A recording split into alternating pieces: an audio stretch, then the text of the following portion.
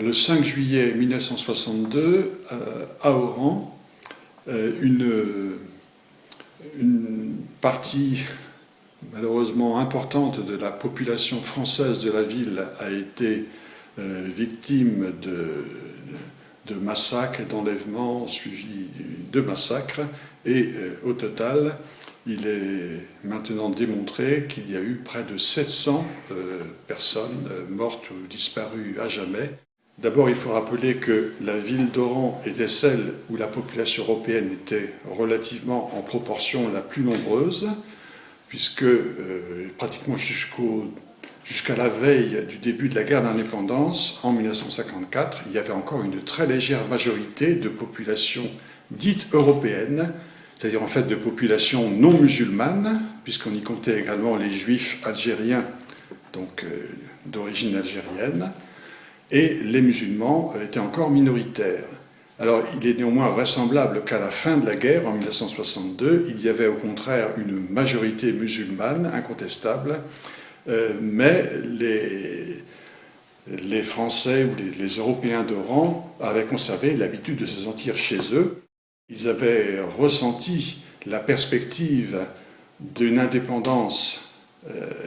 au profit de la population musulmane comme une menace pour leurs intérêts vitaux. C'est pourquoi aussi la ville d'Oran a été la dernière des places fortes de l'OAS, l'organisation armée secrète, qui donc a tenu les quartiers européens de la ville et à partir de là a exercé des actions terroristes contre la population musulmane dans ces quartiers.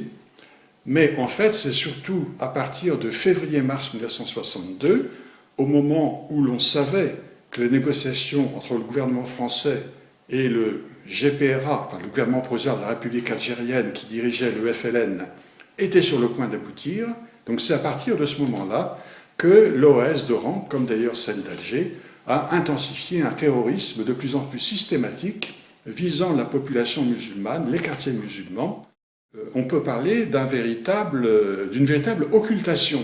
de la part de la plupart des auteurs qui ont voulu écrire sur la guerre d'Algérie, même au départ des auteurs favorables à l'Algérie française qui ont écrit sur l'histoire de l'Algérie française ou de la guerre d'Algérie en oubliant purement et simplement le 5 juillet 62 d'Oran. Et cela, au départ, parce qu'ils considéraient que politiquement, l'essentiel avait été tranché par le référendum du 1er juillet 1962 et par la reconnaissance officielle de l'indépendance de l'Algérie par le général de Gaulle le 3 juillet. Si donc la plupart des livres sur la guerre d'Algérie ont ignoré ou minimisé la gravité de cet événement, il y a eu néanmoins, dès le début, des témoins qui ont commencé à écrire, et en fin de compte, on s'aperçoit qu'il y a une quantité d'écrits traitant de ce qui s'est passé à Oran le 5 juillet 62 qui est beaucoup plus importante que tout ce qu'on peut imaginer. Il y a des points de vue différents, en particulier sous l'angle des sympathies ou des antipathies inspirées par l'OAS, l'organisation armée secrète. Il y a bien entendu des points de vue différents. Mais contrairement à ce que pensent certains naïfs,